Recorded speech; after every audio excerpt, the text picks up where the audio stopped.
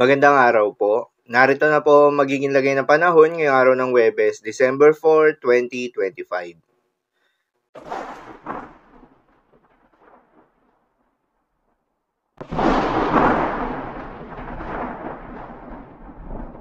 Sa kasalukuyan na tayo sa pag-asa, yung binabantayan nga na low pressure area ay nagdevelop na bilang isang ganap na bagyo at binigyan ito ng local name na Bagyong Wilma. Uli itong namataan sa layong 625 kilometers east ng Katarman, Northern Samar. Taglay lakas ng hangin na umaabot sa 45 kilometers per hour malapit sa gitna at pagbugso na umaabot sa 55 kilometers per hour. Kumikilos pa southwestward sa bilis na 20 kilometers per hour.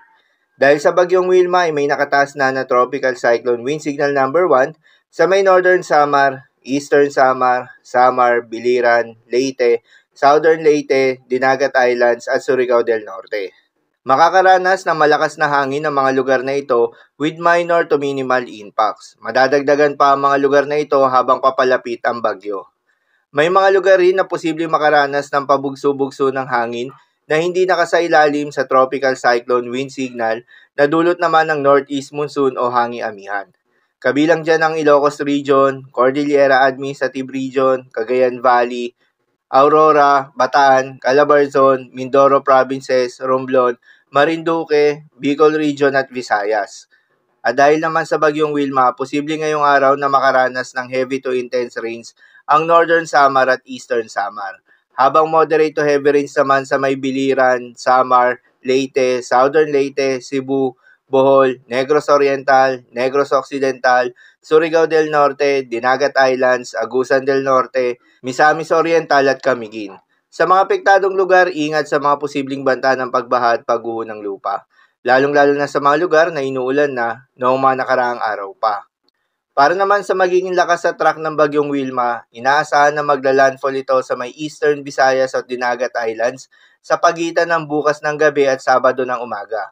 Pagkatapos ay patuloy nitong babaybayin ng Visayas hanggang next week, araw ng Lunes. Lalabas ito ng Sulusi at dadaan ng Northern Palawan sa pagitan ng Lunes ng gabi o Martes ng umaga. Ang Bagyong Wilma ay bahagyang lalakas bago ito maglandfall, subalit mananatili pa rin itong tropical depression sa buong forecast period. Posible ang mabilis ang paglakas kapag nakalabas na ito ng West Philippine Sea.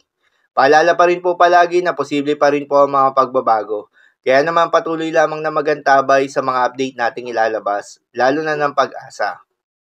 Para naman sa magiging lagay ng mga dagat baybayin, ayon sa Pag-asa ay may nakataas pa rin tayo na gale warning sa mga seaboards ng eastern seaboards ng Southern Luzon at Visayas, northern and eastern seaboards ng Northern Luzon at eastern seaboards ng Central Luzon. Kabilang din ang northern and western seaboards ng Northern Luzon.